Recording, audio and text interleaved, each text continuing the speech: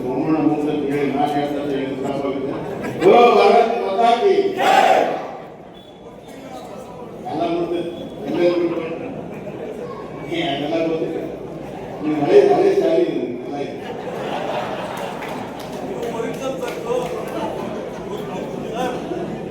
ಎಲ್ಲ ಆತ್ಮೀಯ ರೈತ ಬಾಂಧವರೇ, ಇವತ್ತು ಹುಕ್ಕೇರಿ ಮಠದಲ್ಲಿ ಪರಮಪೂಜ್ಯರ ಸದಾಶಿವ ಮಹಾಸ್ವಾಮಿಗಳ ನೇತೃತ್ವದಲ್ಲಿ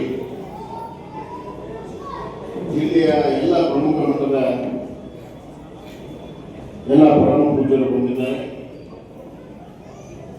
ಇದೊಂದು ಅಭೂತಪೂರ್ವವಾಗಿರುವಂತಹ ಒಂದು ಸನ್ನಿವೇಶ. ಅವರಿಗೆ ಅವರ ಪಾದಾರಕ್ಕೆ ನನ್ನ ನಮಸ್ಕಾರಗಳನ್ನು ತಿಳಿಸುತ್ತಾ ಇವತ್ತಿನ ಸಭೆಗೆ ನಮ್ಮ ಜನಪ್ರತಿನಿಧಿಗಳು, ಶಾಸಕ ಮಿತ್ರರೆಲ್ಲರೂ ಕೂಡ ಬಂದಿದ್ದಾರೆ. ನಮ್ಮ ಉಪ ಸಭಾಪತಿಗಳು ಆತ್ಮೀಯರಾದಂತಹ ರುದ್ರಪ್ಪ ಲಮಾಣಿ, ಅರಣ್ಯ ಅಭಿವೃದ್ಧಿ ನಿಗಮದ ಅಧ್ಯಕ್ಷರು ನನ್ನ ಆತ್ಮೀಯ ಸ್ನೇಹಿತರಾದಂತಹ ಶಿವಣ್ಣ, ಇನ್ನೊಬ್ಬ ಯುವ ಮಿತ್ರರಾದಂತಹ ಮಾನ್ಯವರು, ಇನ್ನೊಬ್ಬ ಆತ್ಮೀಯರಾದಂತಹ ಪಠಾಣರು ಹಾಗೂ ಹಿರೇಕೆರೂರು ಶಾಸಕರು ಆತ್ಮೀಯರಾದಂತಹ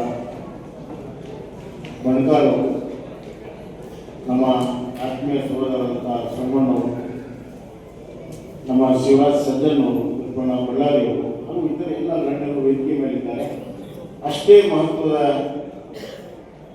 ಒಂದು ಸಾರ್ವಜನಿಕ ಜೀವನದಲ್ಲಿರುವಂತಹ ಎಲ್ಲ ರೈತ ಸಂಘದ ಅಧ್ಯಕ್ಷರು ನಮ್ಮ ಮಲ್ಲಿಕಾರ್ಜುನ್ ಅವರ ಮತ್ತು ನಮ್ಮ ರಾಮಣ್ಣವರ ನೇತೃತ್ವದಲ್ಲಿ, ರಾಮಣ್ಣವರ ಅಧ್ಯಕ್ಷತೆಯಲ್ಲಿ ಮಲ್ಲಿಕಾರ್ಜುನ್ ಅವರ ನೇತೃತ್ವದಲ್ಲಿ ನಾವೆಲ್ಲ ಸೇರಿದ್ದೀರಿ. ನಿಮಗೆ ಅನಂತ ಅನಂತ ಕೋಟಿ ಧನ್ಯವಾದಗಳನ್ನು ಹೇಳುತ್ತಾ,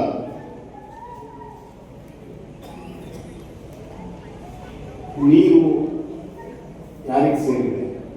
ಇದು ಮೂಲಭೂತ. ನೀರು ಒಂದು ಸರ್ಕಾರಕ್ಕೆ ಸೇರಿದೆಯೋ, ಒಂದು ವ್ಯಕ್ತಿಗೆ ಸೇರಿದೆಯೋ, ಒಂದು ಸಂಘಟನೆಗೆ ಸೇರಿದೆಯೋ ಅಥವಾ ಸಮುದಾಯಗಳಿಗೆ ಸೇರಿದೆಯೋ? ಈ ವಿಚಾರ ಬರೀ ನಮ್ಮ ಜಿಲ್ಲೆಗೆ ಅಥವಾ ನಮ್ಮ ರಾಜ್ಯಕ್ಕೆ, ನಮ್ಮ ದೇಶಕ್ಕೆ ಸಂಬಂಧ ಇಲ್ಲ. ಈ ವಿಚಾರ ಹಲವಾರು ವರ್ಷದಿಂದ ಇಡೀ ಜಗತ್ತನ್ನು ಕಾಡ್ತಿರುವುದು. ನಮಗೆ ನಮ್ಮ ನೀರಿನ ಹಕ್ಕು ಅಂತ ನಾವು ಅಂತೀವಿ, ಅವ್ರ ನೀರಿನ ಹಕ್ಕು ಅಂತ ಅವರು. ಆಮೇಲೆ ಹಕ್ಕು ಯಾರು? ನಿಸರ್ಗ ವಿಪುಲವಾಗಿ ಎಲ್ಲವನ್ನೂ ಕೂಡ ಕೊಡ್ತದೆ.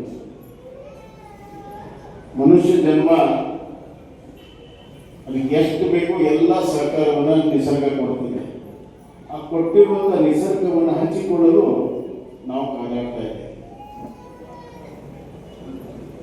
ಇವಾಗ ಜಗತ್ತಿನಲ್ಲಿ ನಾವು ನೋಡುತ್ತೇವೆ, ಆವಿರಿಗಾಗಿ ಅಂದರೆ ಎಣ್ಣೆಗಾಗಿ, ಎಣ್ಣೆ ಅಂದರೆ ನಮ್ಮ ಎಣ್ಣೆ, ನಮ್ಮ ಬೇರೆ ವಾಹನ ಬಳಕೆ ಹಾಕುವಂಥ ಎಣ್ಣೆಗೆ ಮತ್ತು ಇತರ ಇಂಜಿನ್ಗಳ ಬಳಕೆ ಹಾಕುವಂಥ ಎಣ್ಣೆಗೆ ಇವತ್ತು ಜಗತ್ತಿನಲ್ಲಿ ಯುದ್ಧ ನಡೀತಾ ಇದೆ. ಅಮೆರಿಕ ವೆನಿಜುಲಾ ಮೇಲೆ ಯಾಕೆ ಹೋಯ್ತು, ಇರಾನ್ ಮೇಲೆ ಯಾಕೆ ಮಾಡ್ತಾ ಇದೆ, ರಷ್ಯಾ ಉಕ್ರೇನ್ ಮೇಲೆ ಯಾಕೆ ಮಾಡ್ತು? ಇದೆಲ್ಲ ಕಾರಣ ಎನರ್ಜಿ ಅಂತ ಆಯಿಲ್. ಆದರೆ ತಜ್ಞರು ಹೇಳ್ತಾರೆ, ಇವತ್ತು ಎಣ್ಣೆಗಾಗಿ ಯುದ್ಧ ನಡೀತಾ ಇದೆ, ಮುಂದಿನ ದಿನಗಳಲ್ಲಿ ನೀರಿಗಾಗಿ ಯುದ್ಧ ನಡೀತಾ ಇದೆ. ಅಂತ ಒಂದು ಪರಿಸ್ಥಿತಿ ಇವತ್ತು ಜಗತ್ತಿನಲ್ಲಿ. ಯಾಕಂದ್ರೆ ನಾವು ನೀರಿನ ಮಹತ್ವವನ್ನು ನಾವು ಅರ್ಥ ಮಾಡಿಕೊಳ್ಳದಿದ್ದಾಗ ಇಂಥದ್ದು ಎಲ್ಲ ದೇಶಕ್ಕೆ ಬರ್ತದೆ. ಕೇವಲ ಒಂದು 35 ವರ್ಷದ ಹಿಂದೆ ಭಾರತ 3 ಝೋನ್ಗಳಿವೆ, green, yellow, red. Bharat yellow ಝೋನಲ್ಲಿ 50 ವರ್ಷದಿಂದ ಗ್ರೀನ್ ಝೋನಲ್ಲಿ.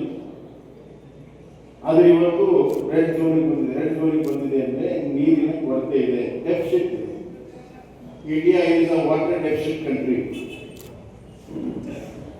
ಕೊರತೆ ಇದೆ. ಈ ಕೊರತೆಯನ್ನು ನೀಗಿಸುವ ಸಲುವಾಗಿ ಹಲವಾರು ವರ್ಷಗಳ ಚಿಂತನೆ ಇದ್ರೂ ಕೂಡ ಸರ್ಕಾರ ಮಟ್ಟದಲ್ಲಿ ಅದಕ್ಕೆ ಒಂದು ಹೊಸ ರೂಪವನ್ನು ಕೊಟ್ಟಿದ್ದು ಅಟಲ್ ಬಿಹಾರಿ ವಾಜಪೇಯಿ ಸರ್ಕಾರ. ನದಿ ಜೋಡಣೆ ಬಗ್ಗೆ ಬಹಳ ದೊಡ್ಡ ಪ್ರಮಾಣದ ಚರ್ಚೆಯ ಅವಕಾಶ ಆಯಿತು. ಮಂಜುನಾಥ್ ಕುನ್ನೂರ್ ಅವರು ಹೇಳಿದಂಗೆ ಹಿಮಾಲಯ ತಪ್ಪದಲ್ಲಿರುವಂತಹ ಗಂಗಾ ಜಮುನಾ ಸರಸ್ವತಿ ಹೌದು, ಈ ಭಾಗದಲ್ಲಿ ಗೋದಾವರಿ, ಕೃಷ್ಣ, ಕಾವೇರಿ, ಇತರ ನದಿಗಳು, ಇದರ ಜೋಡಣೆಯ ಚಿಂತನೆ ಆಯಿತು. ಎರಡು ಕಡೆಯಿಂದ ಮಾಡಬೇಕೆನ್ನುವಂಥ ಸ್ಥೂಲವಾಗಿರುವಂಥ ಯೋಜನೆ, ಪ್ರಿಲಿಮಿನರಿ ಯೋಜನೆಗಳನ್ನು, ಪ್ರಿಲಿಮಿನರಿ ರಿಪೋರ್ಟ್ಸ್ಗಳನ್ನು ಮಾಡಿ ಸಾಕಷ್ಟು ಬದಲಾವಣೆ ಆಗಿದೆ. ಹಿಮಾಲಯದಲ್ಲೂ ಬದಲಾವಣೆ ಆಗಿದೆ, ಇಲ್ಲೂ ಬದಲಾವಣೆ ಆಗಿದೆ. ಯಾಕಂದರೆ ನಾವು ಅನ್ಕೊಂಡಾಗಲ್ಲ, ನಾವು ಯಾವುದೋ ಮ್ಯಾಪಲ್ಲಿ ನೋಡಿ ಇಲ್ಲಿಂದ ಇಲ್ಲಿ ನೀರು ತರ್ಬೋದು ಅಂತ ಅಷ್ಟು ಸುಲಭ. ಹಳ್ಳ ಗುಡ್ಡಗಳು, ನೀರಿನ ತರುವಂಥ ಸಮಸ್ಯೆಗಳು ಬೇಕಾದಷ್ಟಿದೆ, ಅಷ್ಟು ಸುಲಭವಾಗಿ ಆಗೋ ಮಾತಲ್ಲ. ಅದಕ್ಕಾಗಿ ಯೋಜನೆಗಳನ್ನು ಸ್ವರೂಪವನ್ನು ಬದಲಾವಣೆ ಆಗಿದೆ. ದಕ್ಷಿಣ ಭಾರತದಲ್ಲಿ ಗೋದಾವರಿ, ಕೃಷ್ಣ, ಕಾವೇರಿ, ಮಹಾನದಿ ಒಡಿಶಾದಿಂದ ಬರ್ತದೆ, ಗೋದಾವರಿ ಮಧ್ಯಪ್ರದೇಶದಿಂದ ಬರ್ತದೆ, ಈ ಕಡೆ ಕೃಷ್ಣ ಮಹಾರಾಷ್ಟ್ರದಿಂದ ಬರ್ತದೆ, ಕಾವೇರಿ ನಮ್ಮ ಕರ್ನಾಟಕದಲ್ಲಿ ಹುಟ್ಟುತ್ತದೆ. ಈ ಎಲ್ಲ ನದಿಗಳ ಜೋಡಣೆ ಮಾಡೋ ಮುಖಾಂತರ ಸುಮಾರು 500ರಿಂದ 1000 TMC ನೀರು ಬರಬೇಕು ಅಂತ ಬೇರೆ ಬೇರೆ ಅಂದಾಜುಗಳಾಗಿವೆ. ನಮ್ಮ ಕರ್ನಾಟಕದ ಪಾಲು ಏನು ಅನ್ನುವಂಥ ಪ್ರಶ್ನೆ ಬಂದಾಗ ಬಹಳಷ್ಟು ಸಮಸ್ಯೆ ಆಗಿತ್ತು. ನಾವು ನೀರಾವರಿ ಸಚಿವರಿದ್ದಾಗ ಅದನ್ನು ನೋಡಿದಾಗ ಮೊದಲು 120 TMC ಇದ್ದಿದ್ದನ್ನು 84 ಮಾಡಿದ್ರೆ 14 ನಾವು ಅದಕ್ಕೆ ಒಪ್ಪಿಗೆಯನ್ನು ಕೊಟ್ಟಿರಿ.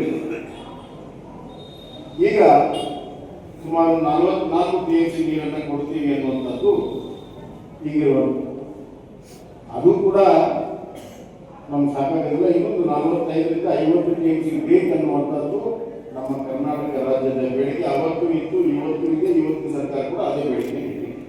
ಈ 4 ನದಿಯ ಜೋಡಣೆಯಲ್ಲಿ ನಮ್ಮ ಪಾಲು ಹೆಚ್ಚಾಗಬೇಕು. ಅದರಲ್ಲಿ ಈ ಬೆಡ್ತಿ, ವರ್ಧಾ, ಧರ್ಮ ಜೋಡಣೆ ಇದು ನಮ್ಮ ರಾಜ್ಯದಿಂದ ನಮ್ಮ ರಾಜ್ಯದೊಳಗೆ ಉಪಯೋಗ ಮಾಡಬೇಕಾಗಿರುವಂಥದ್ದು. ಆಂಧ್ರಕ್ಕೆ ಹೋಗುವ ಪ್ರಶ್ನೆ ಇಲ್ಲ, ಆಂಧ್ರ ಇದಕ್ಕೆ ಕೇಳುವ ಅಧಿಕಾರ ಇಲ್ಲ ಅಂತ ಒಪ್ಪಂದ ಇದೆ. ಇದು ಆಂಧ್ರಕ್ಕೆ ಹೋಗಬಾರ್ದು ಅನ್ನೋ ಕಾರಣದಿಂದಲೇ ಆಂಧ್ರಕ್ಕೆ ಗೋದಾವರಿಗೆ ಅಲ್ಲಿ ಕೋಲಾರ ಮುಖಾಂತರ ನೀರು ಕೊಡ್ತಾರೆ.